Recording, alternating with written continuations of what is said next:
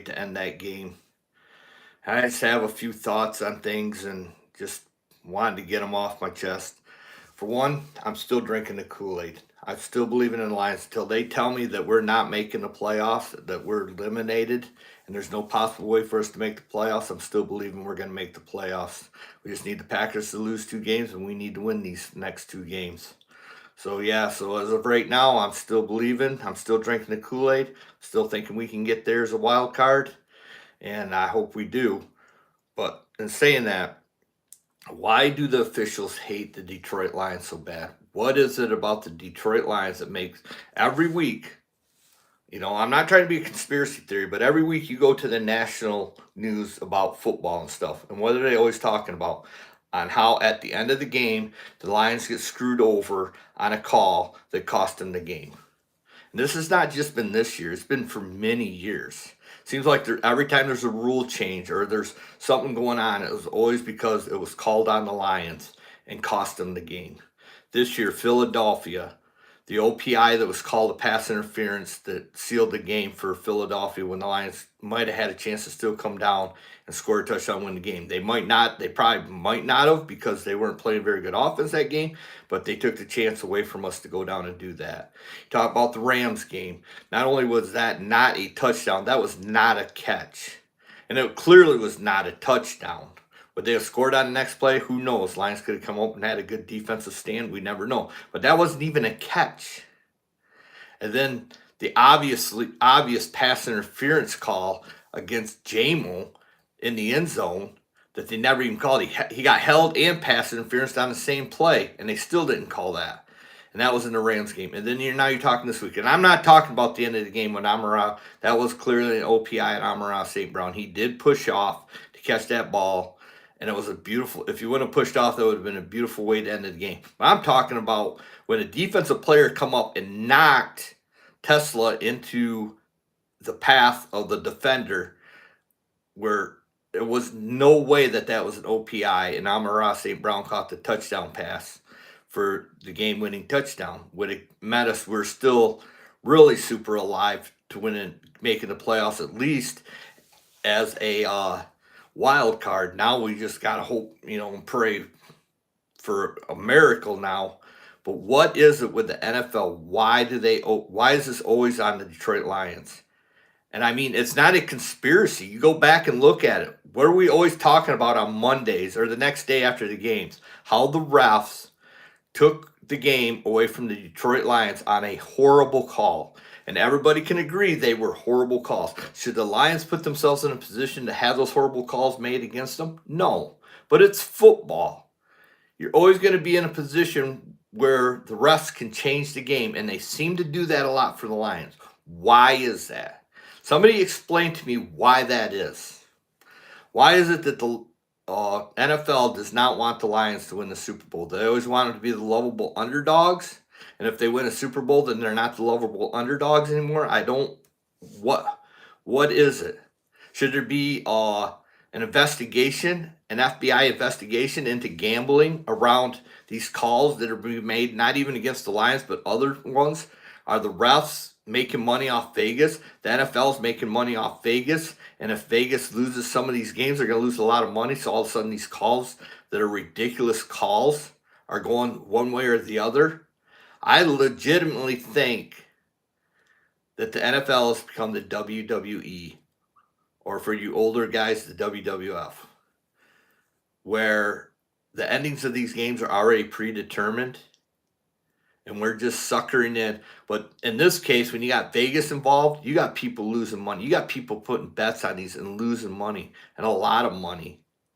And you can't have that. You cannot have where Vegas is making it so they win these bets. A bet should be even up.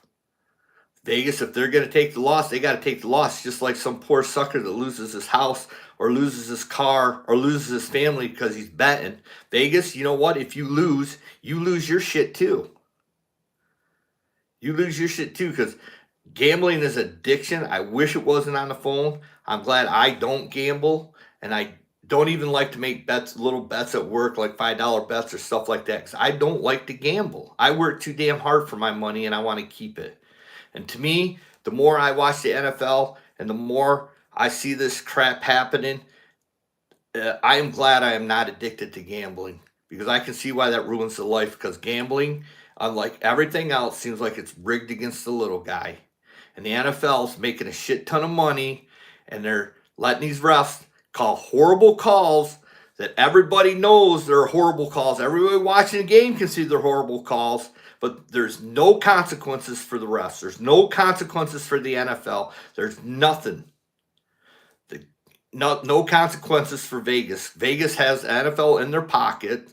They're paying them a bunch of money, and I truly think these calls are being made to help out Vegas. And I think there should be a federal investigation into the NFL because it's ridiculous. People are losing a lot of money. People are losing their homes. People are losing this family because the NFL is rigging the system in Vegas against these people with no consequences.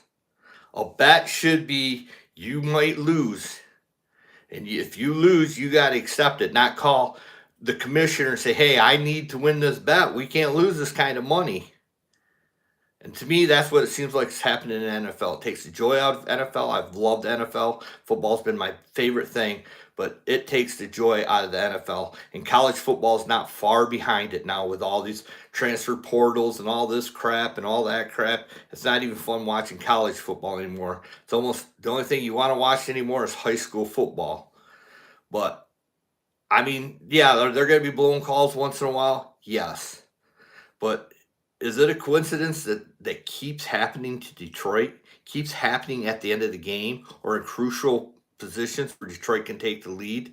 Is that a coincidence? I don't believe in that many coincidences. I do not believe in that many coincidences. But enough with that. It's frustrating, but I still believe the Lions can make the playoffs, and I think they can make the run. They got an awesome offense. The offense is great. The defense, yes, it's banged up, and they look like trash. But the front line isn't banged up, and I don't understand how we're not getting pressure on the quarterback. I'm sitting there watching the games, and I know the quarterbacks having way too much time. We got Hutch, we got Elaine McNeil, we got Ahmad. On the other end, we got Campbell, we got Thor. We got players to make plays on the line. These big run, I don't get it. Guys wide open. DJ Reed, I don't know what happened to him, but he looks like a high school player out there. He's getting burnt like burnt toast. And we need to, at least get some pressure on the quarterback and bring the quarterback down. I mean, you had Aaron Rodgers, who, come on, he should be driving a rascal right now, as old as he is, go for an 8-yard scramble and make it 4th and 2 instead of 4th and 10. And they go for it and get it. They get the 4th down.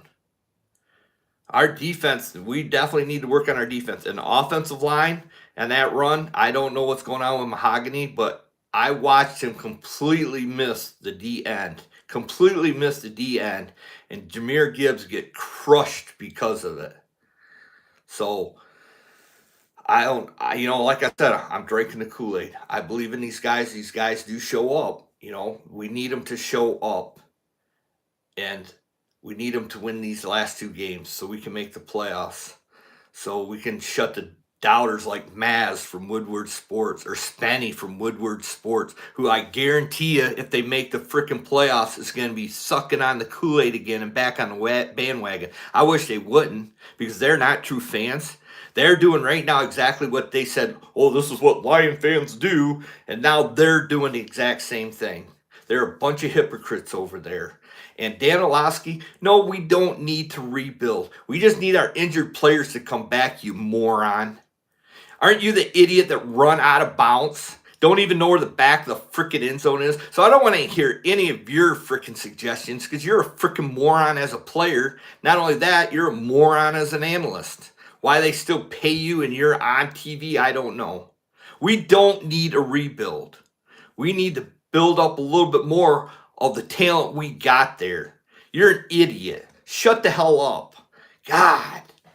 And Maz and Spenny, please stay off the bandwagon. Please don't get back on the bandwagon. Don't be drinking the Kool-Aid because you just showed you are not true Detroit Lion fans. You're doing exactly what you blamed bandwagon fans of doing back at the beginning of the season. You're doing that. Maz, you can go back to New York or New Jersey or where the hell you are from and go root for your Jets. Go root for your Giants. But stay the hell off our bandwagon. We don't need the negativity. I'm here to say, let's go Lions. I'm drinking the Kool-Aid. Kool-Aid, let's go. I will not be here for Christmas game because it is on Netflix. I can't live stream that because I don't have Netflix and I'm not going to pay all that money just for one game. It's getting ridiculous that NFL's doing that too, where you have to jump all over the place to watch a football game. And sometimes you can't even watch it because they want you to pay for a subscription just to watch one game. I don't watch Netflix. I don't need to watch Netflix. Keep the games on where people can watch them.